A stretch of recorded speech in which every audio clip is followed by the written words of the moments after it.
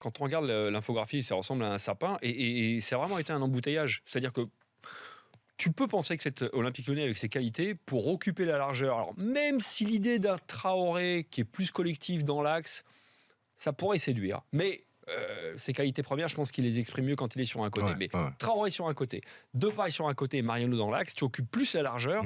Et je trouve que ça les discipline un peu plus, les trois. C'est plus dans leur registre, on dirait.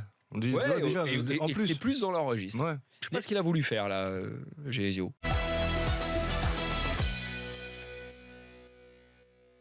Gustavo Poyet dit « Moi, je n'ai pas été alerté. Je fais le constat à 11h45, lorsque l'équipe se regroupe à l'hôtel, que Gaëtan Laborde n'est pas présent. » Et Christophe Hutto, qui est l'agent de Laborde, donc explique très clairement, dit clairement, mais sans preuve, que compte tenu de la rigueur, de l'honnêteté intellectuelle du président bordelais, il ne peut pas songer une seule seconde que Martin, président bordelais, n'ait pas prévenu le coach. Veille de match, pas jour de match, veille de match, que Gaëtan Laborde ne faisait plus partie de l'effectif bordelais. Il n'a pas de preuve de ça. Donc, Martin, dans les éléments de conférence de presse là, que vous nous avez montré, lui, à cette question, j'espère qu'on la lui a posée, est-ce que oui ou non, vous avez prévenu votre entraîneur que Gaëtan Laborde... Lui dit qu'il l'a prévenu, Stéphane Martin. Donc, il y a un menteur. Soit c'est Poyet, soit c'est Martin.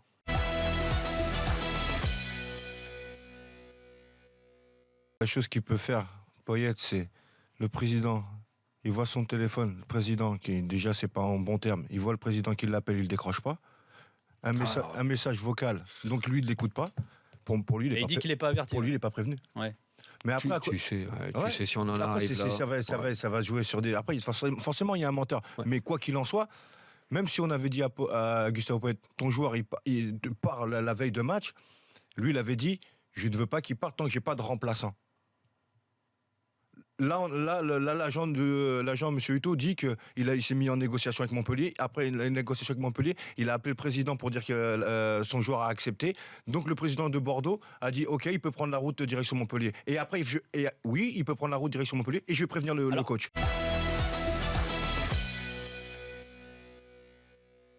On a l'impression qu'il y a une présidence par intérim aussi, même si dans les faits, c'est toujours Stéphane Martin qui gère. Ça n'empêche pas de prendre une information partagé entre le président des Girondins de Bordeaux et Christophe Hutto, l'agent de Gaëtan Laborde, de prendre cette information et de la transmettre. C'est un coup de fil, voire à minima un SMS, mais bon, quand même, un coup de fil, quand même, entre le président et son entraîneur, pour lui dire « J'ai donné mon feu vert pour le départ de Gaëtan Laborde ». Et là, Poyet, il peut péter un plomb au téléphone, mais pas en conférence de presse. Mais justement, au-delà du fait qu'il ait été prévenu ou pas, veille du match Nico, ou quoi que ce soit... Excuse-moi, Nico, par rapport à ce que je vous ai remarqué de la passation de pouvoir entre M6 et GACP ou GAPC, je ne sais jamais où mettre cette consonne, mais c'est pas une excuse ni une explication, le contexte bordelais par rapport à cette espèce de psychodrame à la mort moelleux auquel on est en train d'assister du côté des Girondins de Bordeaux.